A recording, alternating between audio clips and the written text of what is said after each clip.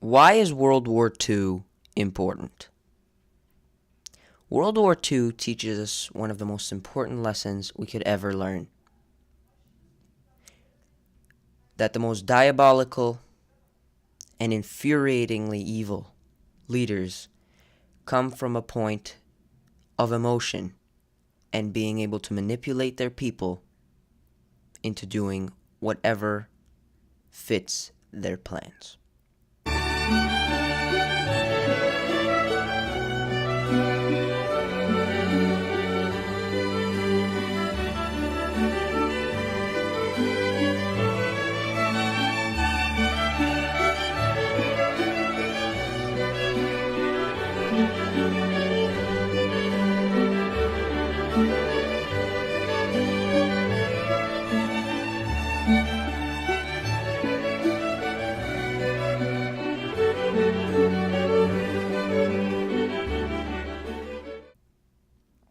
Hi guys, I'm Bryce, and welcome to the first episode of Why History Matters, a series that I'm doing on this channel about the meaning of historical events and what they mean to us today.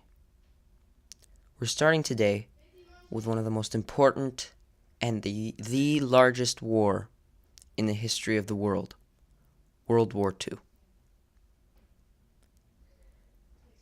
The instability created in Europe by the First World War set the stage for another international conflict, World War II, which broke out 2 decades later and would prove even more devastating.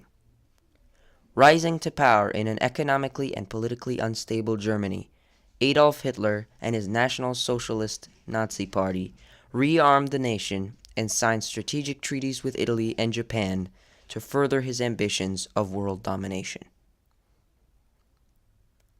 Hitler's invasion of Poland in September 1939 drove Great Britain and France to declare war on Germany, and World War II had begun. Over the next 6 years, the conflict would take more lives and destroy more land and property around the globe than any previous war. Among the estimated 45 to 60 million people killed were 6 million Jews murdered in Nazi concentration camps as part of Hitler's diabolical final solution known as the Holocaust.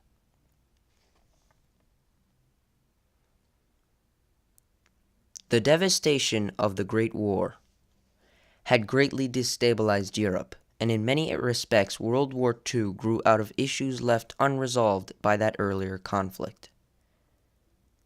In particular, political and economic instability in Germany and lingering resentment over the harsh terms imposed by the Versailles Treaty fueled the rise to power of Adolf Hitler and his National Socialist Party. As early as 1923, in his memoir and propaganda tract Mein Kampf, Adolf Hitler had predicted a general European war that would result in the determination of the Jewish race in Germany. After becoming Reich Chancellor in 1933, Hitler swiftly consolidated power, anointing himself Führer, supreme leader, in 1934. Obsessed with the idea of the superiority of the pure German race, which he called Aryan, Hitler believed that war was the only way to gain the necessary Lebensraum, or living space, for that race to expand. In the mid-1930s, he began the rearmament of Germany, secretly and in violation of the Versailles Treaty. After signing alliances with Italy and Japan against the Soviet Union, Hitler sent troops to occupy Austria in 1938, and the following year annexed Czechoslovakia. By the way, that's wrong. It's supposed to be and the Soviet Union, because he signed the Nazi-Soviet Pact, also known as the Molotov-Ribbentrop Pact, which gave him oil in exchange for splitting Poland and not invading Russia. Hitler's open aggression went unchecked as the United States and Soviet Union were concentrated on internal politics at the time, and neither France nor Britain the two other nations most devastated by the Great War were eager for confrontation. In late August 1939, Hitler and Soviet leader Joseph Stalin signed the German-Soviet Non-Aggression Pact, like I was saying, which incited a frenzy of worry in London and Paris. Hitler had long planned an invasion of Poland, a nation to which Great Britain and France had guaranteed military support if it was attacked by Germany. The pact with Stalin meant that Hitler would not face a war on two fronts once he invaded Poland, and would have Soviet assistance in conquering and dividing the nation itself. On September 1st, 1939, Hitler invaded Poland from the west. 2 days later, France and Britain declared war on Germany, beginning World War II. On September 17th, Soviet troops invaded Poland from the east. Under attack from both sides, Poland fell quickly, and by early 1940, Germany and the Soviet Union had divided control over the nation, according to a secret protocol appended to the Non-Aggression Pact. Stalin's forces then moved to occupy the Baltic states, Estonia, Latvia, and Lithuania, and defeated a resistant Finland in the Russo-Finnish War. During the 6 months following the invasion of Poland, the lack of action on the part of Germany and the Allies in the West led to talk in the news media of a phony war. At sea, however, the British and German navies faced off in heated battle, and lethal German U-boat submarines struck at merchant shipping bound for Britain, sinking more than 100 vessels in the first 4 months of World War II. On April 9, 1940, Germany simultaneously invaded Norway and occupied Denmark, and the war began in earnest. On May 10th, German forces swept through Belgium and the Netherlands in what became known as Blitzkrieg, or Lightning War.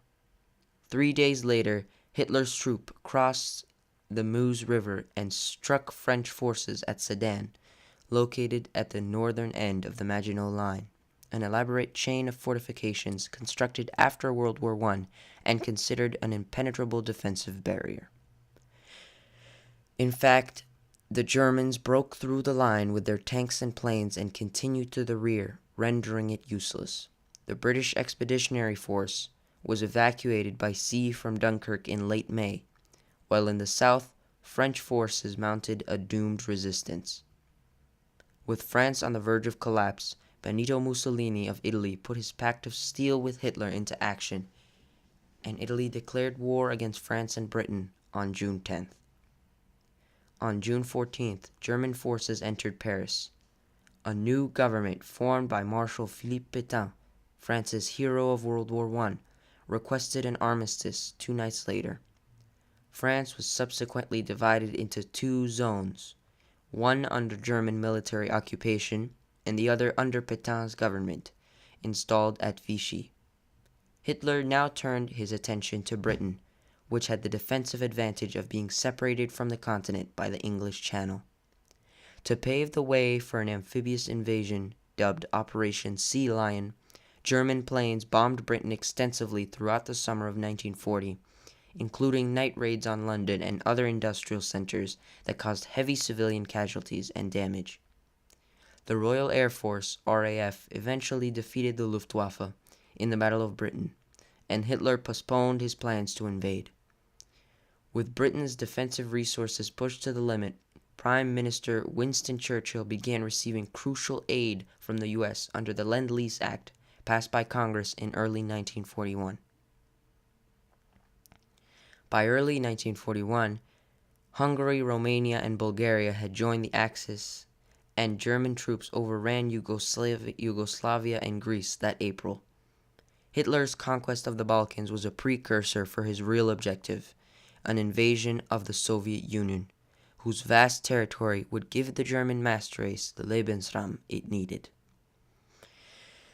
The other half of Hitler's strategy was the extermination of the Jews from throughout German-occupied region, Europe. Plans for the final solution were introduced around the time of the Soviet offensive, and over the next 3 years, more than 4 million Jews would perish in the death camps established in occupied Poland, as well as Slavs, Gypsies, and other racial minorities. On June 22, 1941, Hitler ordered the invasion of the Soviet Union, codenamed Operation Barbarossa. Through Soviet tanks and aircrafts greatly outnumbered the Germans, their air technology was largely obsolete, and the impact of the surprise invasion helped Germans get within 200 miles of Moscow by mid-July. Arguments between Hitler and his commanders delayed the next German advance until October, when it was stalled by a Soviet counteroffensive and the onset of a harsh winter weather. With Britain facing Germany in Europe, the United States was the only nation capable of combating Japanese aggression, which by late 1941 included an expansion of its ongoing war with China and the seizure of European colonial holdings in the Far East. On December 7, 1941, 360 Japanese aircraft attacked the major U.S. naval base at Pearl Harbor in Hawaii, taking the Americans completely by surprise and claiming the lives of more than 2,300 troops. The attack on Pearl Harbor served to unify American public opinion in favor of entering World War I, and on December 8th, Congress declared war on Japan with only one dissenting vote. Germany and the other Axis powers promptly declared war on the United States. Fun fact, the Japanese at Pearl Harbor actually did not do as much crucial damage as they should have. They did not destroy the oil fields in the island, and they did not destroy something that would become the most important part of the Pacific War: aircraft carriers. After a long string of Japanese victories, the U.S. Pacific Fleet won the Battle of Midway in June 1942, which proved to be a turning point in the war. In Guadalcanal, one of the southern Solomon Islands, the Allies also had success against Japanese forces in a series of battles from August 1942 to February 1943, helping turn the tide further in the Pacific. In mid-1943, Allied naval forces began an aggressive counterattack against Japan, involving a series of amphibious assaults on key Japanese-held islands in the Pacific. This island-hopping strategy proved successful, and Allied forces moved closer to their ultimate goal of invading the Japanese homeland. In North Africa, British and American forces had defeated the Italians and Germans by 1943. An Allied invasion of Sicily and Italy followed, and Mussolini's government fell in July 1943, though Allied fighting against the Germans in Italy would continue until 1945. On World War II's Eastern Front, a Soviet counteroffensive launched in November 1942 ended the bloody Battle of Stalingrad, which had seen some of the fiercest combat of the war. The approach of winter, along with dwindling food and medical supplies, spelled the end for German troops there, and the last of them surrendered on January 31st, 1943. Stalingrad was the bloodiest battle with the most casualties in human history. On June 6, 1944, celebrated as D-Day, the Allies began a massive invasion of Europe, landing 156,000 British, Canadian, and American soldiers on the beaches of Normandy, France. In response, Hitler poured all the remaining strength of his army into Western Europe, ensuring Germany's defeat in the east. Soviet troops soon advanced into Poland, Czechoslovakia, Hungary, and Romania, while Hitler gathered his forces to drive the Americans and British back from Germany in the Battle of the Bulge, December 1944, January 1945, the last major German offensive of the war. An intensive aerial bombardment in February 1945 preceded the Allied land invasion of Germany, and by the time Germany formally surrendered on May 8th, Soviet forces had occupied much of the country. Hitler was already dead, having committed suicide on April 30 in his Berlin bunker. At the Potsdam Conference of July-August 1945, U.S. President Harry S. Truman, who had taken office after Roosevelt's death in April. Churchill and Stalin discussed the ongoing war with Japan as well as the peace settlement with Germany. Post-war Germany would be divided into 4 occupation zones to be controlled by the Soviet Union, Britain, and the United States and France. On the divisive matter of Eastern Europe's future, Churchill and Truman acquiesced to Stalin as they needed Soviet cooperation in the war against Japan. Heavy casualties sustained in the campaigns at Iwo Jima and Okinawa, and fears of the even costlier land invasion of Japan led Truman to authorize the use of a new and devastating weapon, the atomic bomb, on the Japanese cities of Hiroshima and Nagasaki in early August. On August 10th, the Japanese government issued a statement declaring they would accept the terms of the Potsdam Declaration, and on September 2nd, U.S. General Douglas MacArthur accepted Japan's formal surrender aboard the USS Missouri in Tokyo Bay. World War II proved to be the most devastating international conflict in history, taking the lives of some 35 to 60 million people, including 6 million Jews who died at the hands of the Nazis. Millions more were injured and still more lost their homes and properties. The legacy of the war would include the spread of communism from the Soviet Union into Eastern Europe, as well as its eventual triumph in China, and the global shift in power from Europe to 2 rival superpowers, the United States and the Soviet Union, that would soon face off against each other in the Cold War. Thank you for watching this episode, and I'll see you all in the next video.